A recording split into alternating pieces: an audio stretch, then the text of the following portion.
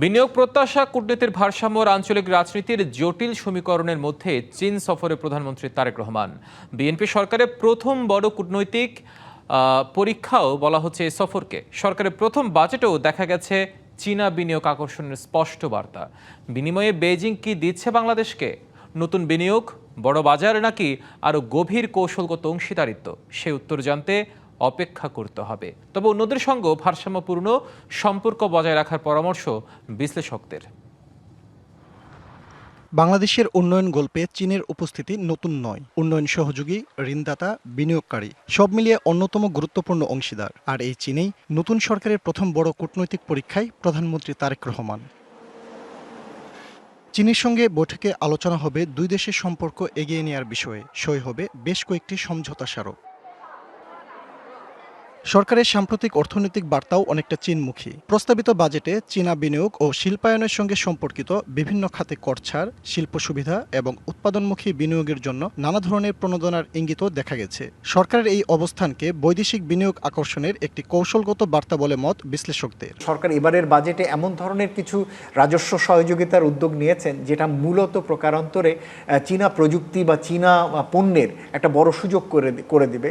কিন্তু এটা মনে করার কোনো কারণ নেই যে সেটা চীনকে মাথায় রেখে এটা করা হয়েছে। বর্তমান সরকার প্রধান চাচ্ছেন এখানে যাতে চীনা বিনিয়োগ আসে সৌর বিদ্যুৎ বা অন্যান্য ধরনের বায়ুবিদ্যুৎতে, তাহলে সেটাও আমাদের জন্য একটা সুযোগ হতে পারে। নগদ নিয়ে এলো হার নামানা হার অফার। সর্বনিম্ন 10,000 টাকা রেমিটেন্স নগদে পাঠালে থাকছে স্বর্ণের হার জেতার সুযোগ। চীন থেকে আমরা কি ধরনের প্রকল্প সহযোগিতা আনতে পারি, এবং একইভাবে বাংলাদেশ প্রথম একটি আন্তর্জাতিক অফিস খুলতে যাচ্ছে এফডিআই এর ক্ষেত্রে। সেখানে চীন থেকে কি পরিমাণ এফডিআই বাংলাদেশে আসে, এবং একইভাবে আমরা জানি যে বাংলাদেশ আরসেপে যুক্ত হতে চায়, এবং সেক্ষেত্রে চীন একটা বড় ভূমিকা রাখতে পারে। তবে পুরো সফরটা অর্থনীতির ছকে রাখতে রাজি নন বিশ্লেষকরা। ইন্দো প্যাসিফিক অঞ্চল, বঙ্গোপসাগর এবং দক্ষিণ এশিয়া সবখানে চলছে প্রভাব বিস্তারের প্রতিযোগিতা।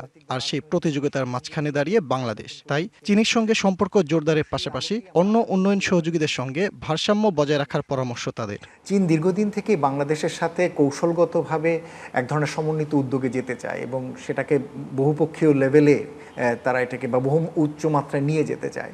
এটা নিয়ে বাংলাদেশের ভিতরে দ্বিধা, দ্বন্দ্ব এবং টানাপোড়েন রয়েছে। বৈশ্বিক বাস্তবতায় অন্যান্য কিছু ভূরাজনৈতিক দেশের গুরুত্ব এখন অন্যভাবে বেশি বেড়েছে।